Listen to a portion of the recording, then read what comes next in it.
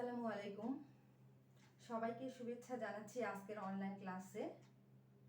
আমি বিলকিস আরা, সহকারী শিক্ষক, দিনাজপুর সরকারি বালিকা উচ্চ বিদ্যালয়, দিনাজপুর।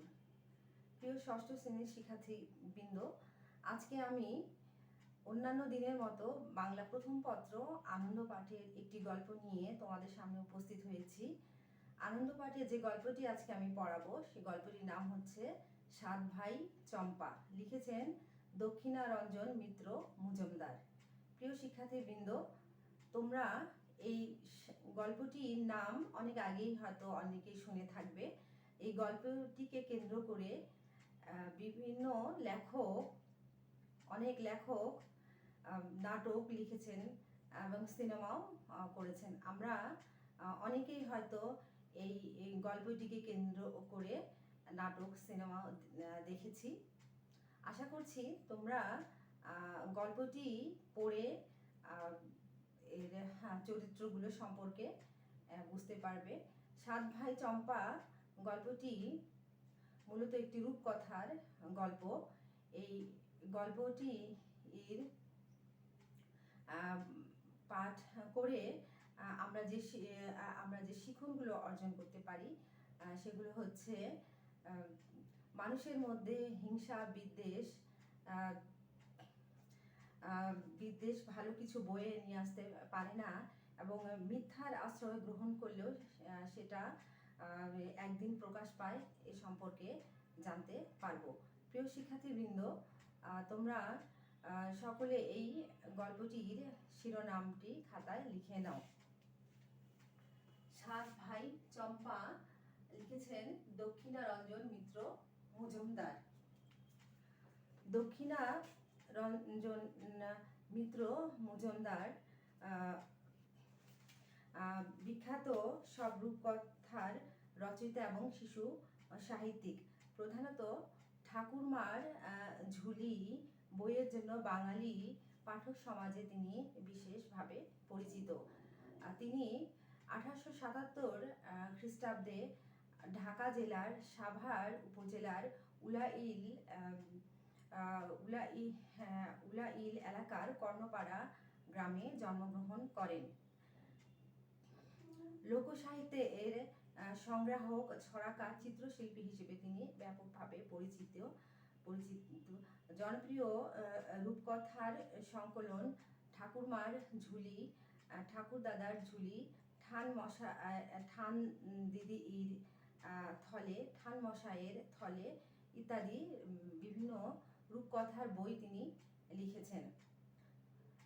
দক্ষিণারঞ্জন মিত্র মজুমদার মৃত্যুবরণ করেন 1956 খ্রিস্টাব্দে। প্রিয় শিক্ষার্থীবৃন্দ, তোমরা এখন দক্ষিণারঞ্জন মিত্রের পরিচিতি খাতায় লিখে নাও।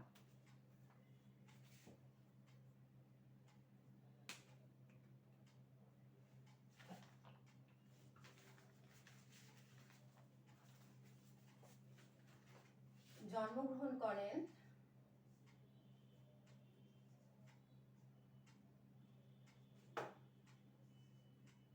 1877 খ্রিস্টাব্দে।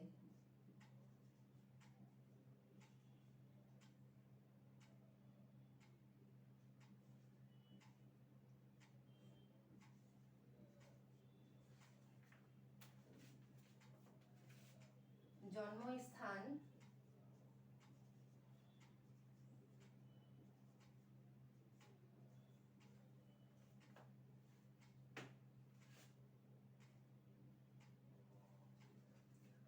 ঢাকা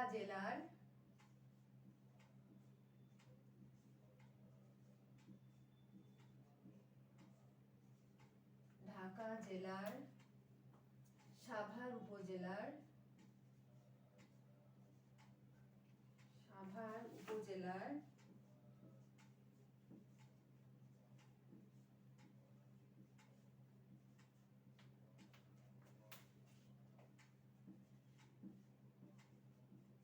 উলাইল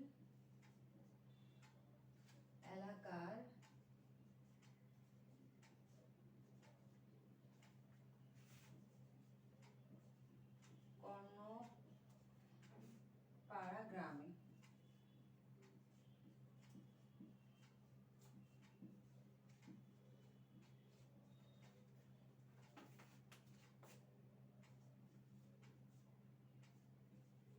পরিচিতি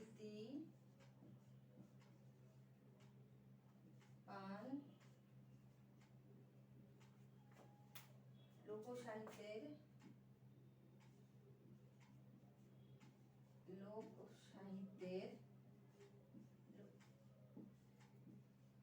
লোকসাহিত্যের সংগ্রাহক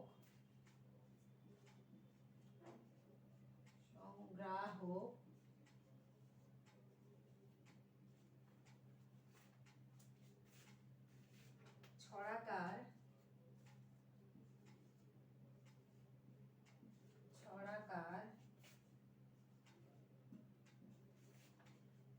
ও চিত্রশিল্পী হিসেবে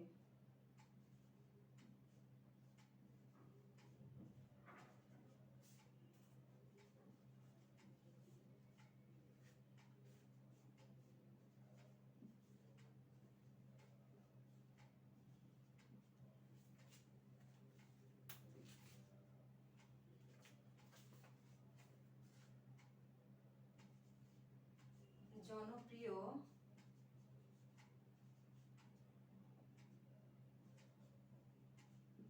রূপকথার সংকলন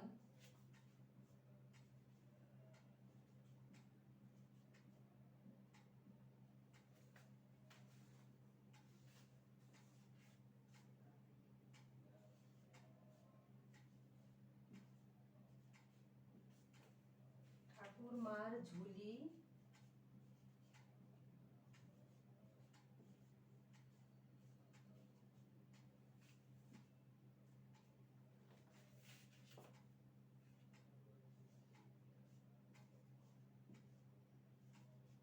ঠাকুর দাদার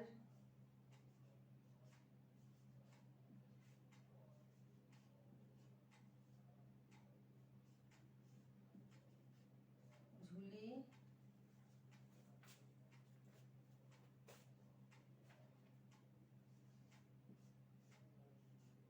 ঠান দিদির থলে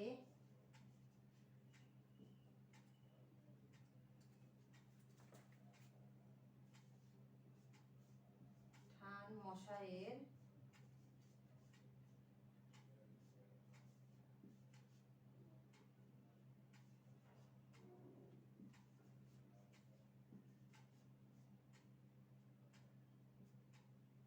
থলে।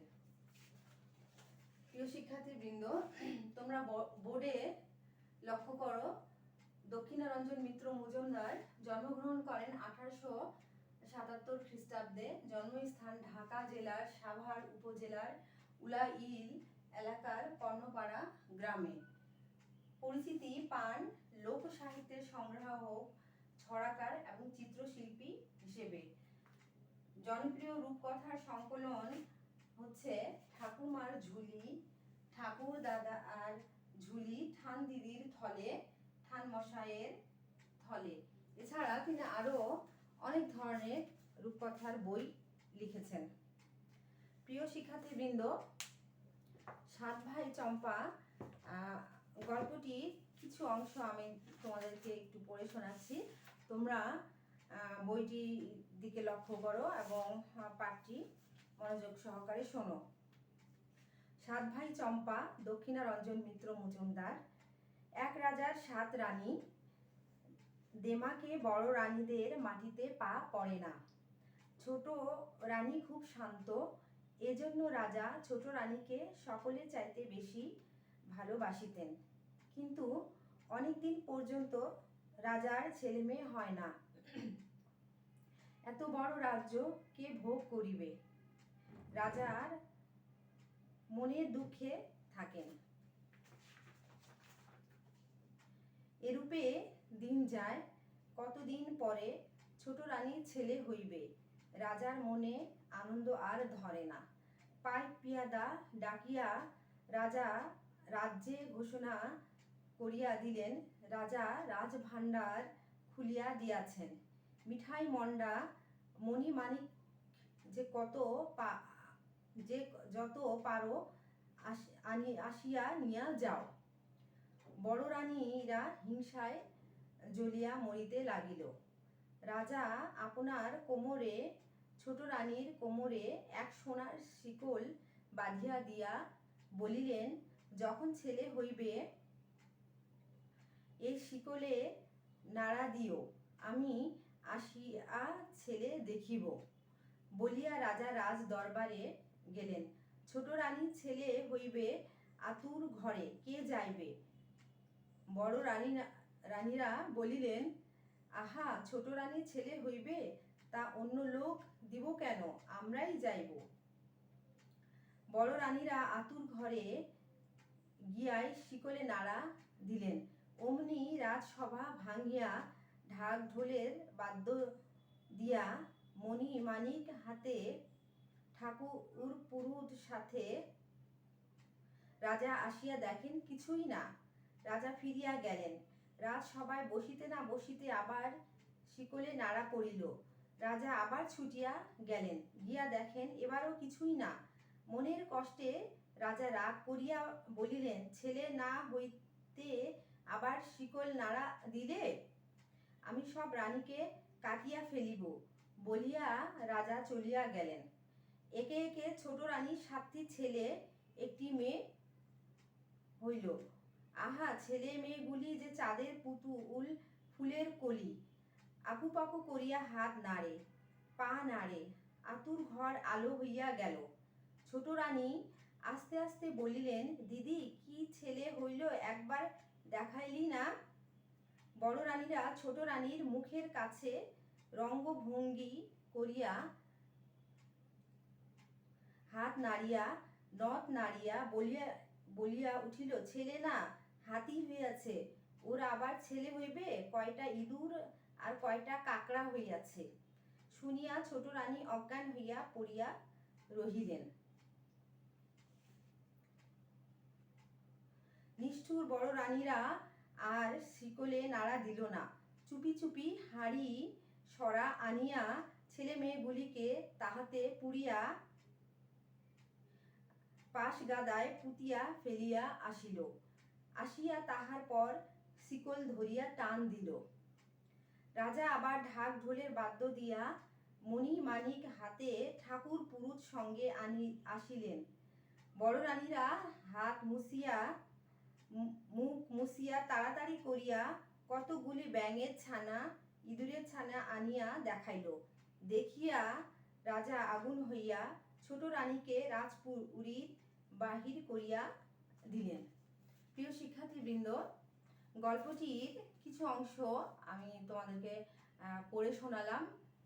তোমরা বাকি অংশটি অবশ্যই পড়ে নিবে এবং গল্পটি তাহলে ভালো মতো বুঝতে পারবে। শিক্ষার্থীবৃন্দ, এই গল্পটির মধ্যে অনেক শব্দ আছে এবং এই শব্দগুলোর আবার অর্থ আছে, যেগুলো আমি তোমাদেরকে বোর্ডে লিখে দিচ্ছি, তোমরা খাতায় লিখে নাও।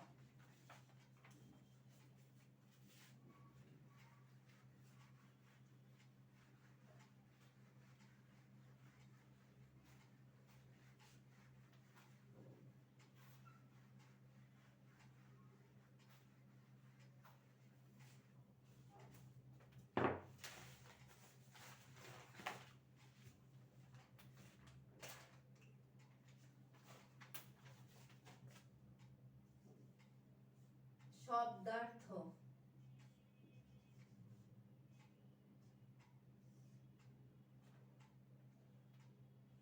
দেমাগ।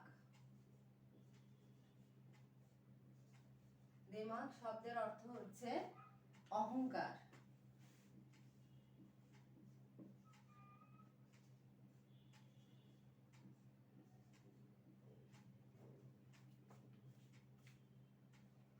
পাইক। পাইক শব্দের অর্থ হচ্ছে পিয়াদা,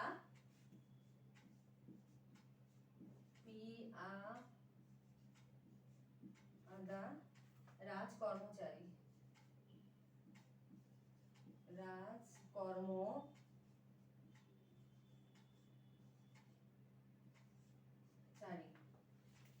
আতুর ঘর।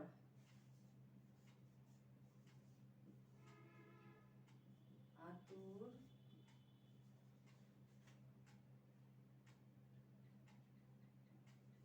আতুর ঘর।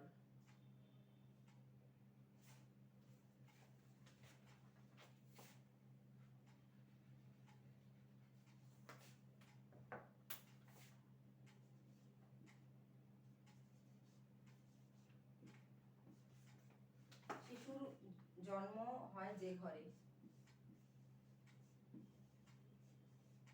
শিশুর জন্ম হয় যে ঘরে। আকু পাকু, আকু পাকু। ব্যাকুলতা প্রকাশ, ব্যাকুলতা প্রকাশ।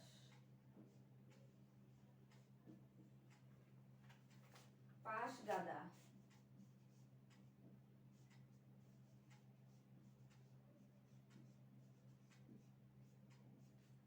ছাইয়ের স্তূপ। পাশ গাদা শব্দের অর্থ হচ্ছে ছাইয়ের স্তূপ।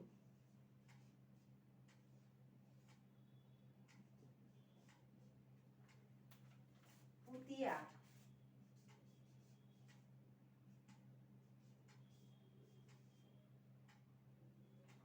পুতিয়া শব্দের অর্থ হচ্ছে মাটি চাপা দিয়ে, মাটি চাপা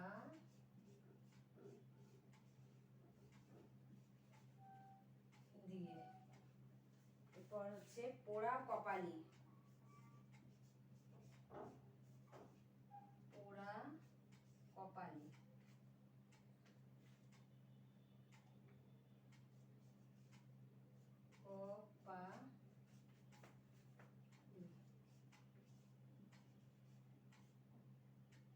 শব্দের অর্থ হচ্ছে দুর্ভাগা।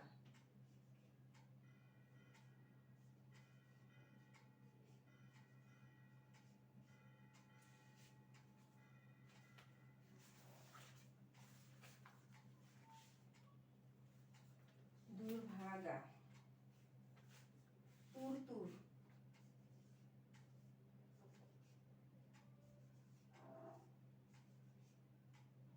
শব্দের অর্থ হচ্ছে দ্রুত।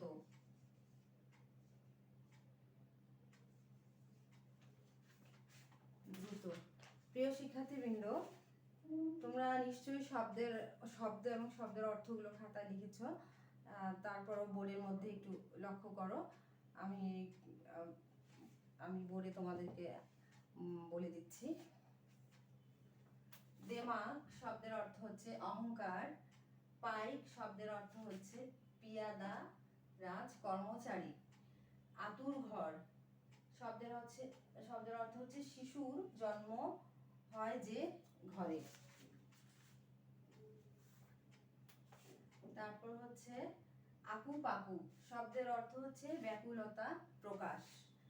পাশ গাদা শব্দের অর্থ হচ্ছে ছাইয়ের স্তূপ। পুতিয়া শব্দের অর্থ মাটি চাপা দিয়ে। এরপর পোড়া কপালি শব্দের অর্থ হচ্ছে দুর্ভাগা।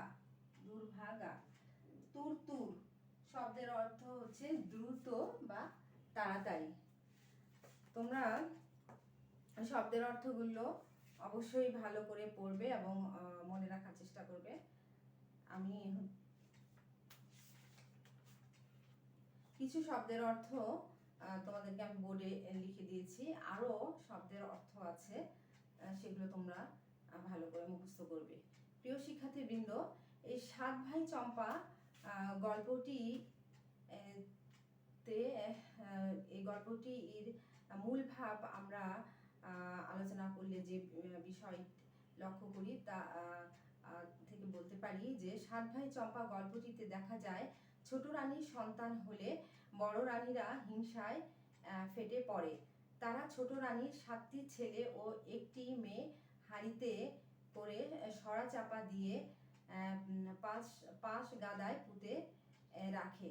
এক সময় 7টি ছেলে 7টি চাপা ফুল গাছে পরিণত হয় এবং একটি পারুল গাছে পরিণত হয়। মালি পূজার জন্য একদিন বাগানে ফুল তুলতে গেলে পারুল তার ভাইদের ডেকে বলে, 7 ভাই চম্পা জাগরে। ভাইয়েরা মালিকে ফুল না দিয়ে একে একে রাজা, বড় রানীদের এবং সবশেষে ঘুটে কুড়ানি ছোট রানীকে ডেকে পাঠায়। ছোট রানীকে নিয়ে আসার পর বড় রানীদের ষড়যন্ত্র ধরা পড়ে। রাজা বড় রানীদের রাজপ্রাসাদ থেকে বের করে দেয় এবং এরপর রাজা ছোট রানী এবং তার 7টি ছেলে এবং একটি মেয়েকে নিয়ে রাজপ্রাসাদে চলে যায়। তো এই গল্পটি থেকে আমরা যে বিষয়টি বুঝতে পারি তা হচ্ছে, যদি মানুষে হিংসা বিদ্বেষ থাকে তাহলে তার ফল কিন্তু কখনো ভালো হয় না এবং এই হিংসার জন্য একটি পরিবার বা একটি রাষ্ট্রে অনেক বিপর্যয় ডেকে নিয়ে আসে এবং মানুষের মধ্যে হানাহানি কাটাকাটি পর্যন্ত হয়ে থাকে। আবার এই কেউ যদি মিথ্যার আশ্রয় নেয় তা থেকেও সেই এই মিথ্যা একদিন কিন্তু অবশ্যই সত্য প্রকাশ হবেই। এজন্য মিথ্যাকে যতই চাপা দেয়া যাক, কোনো না কোনো সময় সেটা আর সত্য প্রকাশ পাবে। তো আমরা গল্পটি থেকে যা শিখতে পারলাম এবং যা বুঝতে পারলাম তা হচ্ছে, আমরা অবশ্যই আমাদের নিজেদের মধ্যে হিংসা বিদ্বেষ ঘটাবো না এবং কোনো কিছুর প্রতি হিংসায় অহংকার বা দেমাগ করব না। আমরা একে অপরের অবশ্যই সাহায্য সহযোগিতা করব এবং যা সত্য সেটাই আমরা প্রকাশ করব।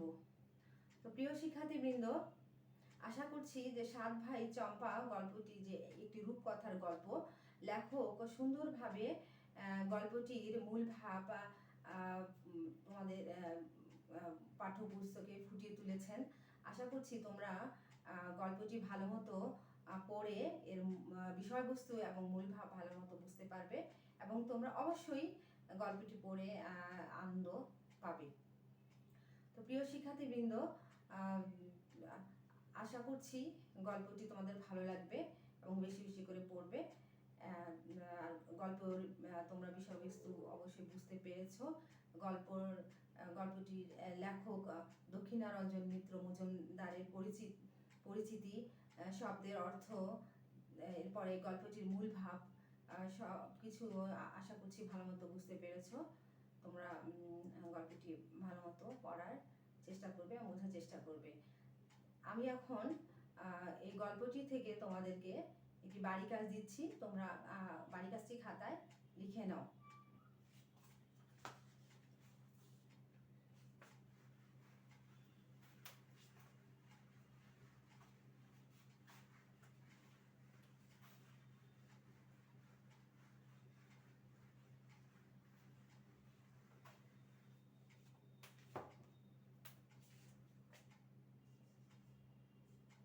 বাড়ির কাজ।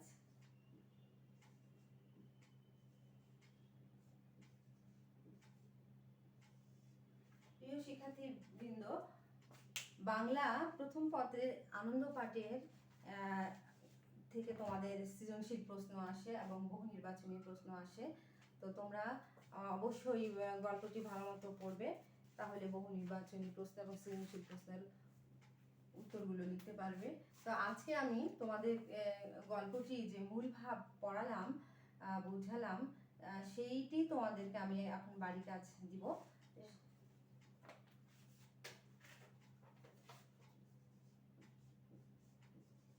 7 ভাই চম্পা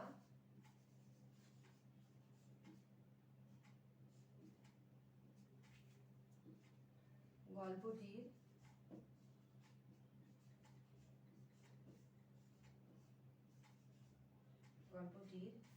মূল ভাব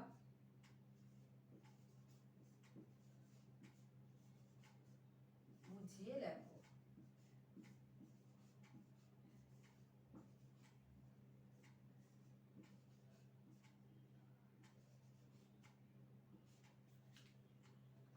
মূল ভাবটি তোমাদের আমি বাড়ি কাজ দিলাম, আশা করছি তোমরা অবশ্যই সুন্দর করে লিখতে পারবে এবং ভালো মতো বুঝতে পারবে।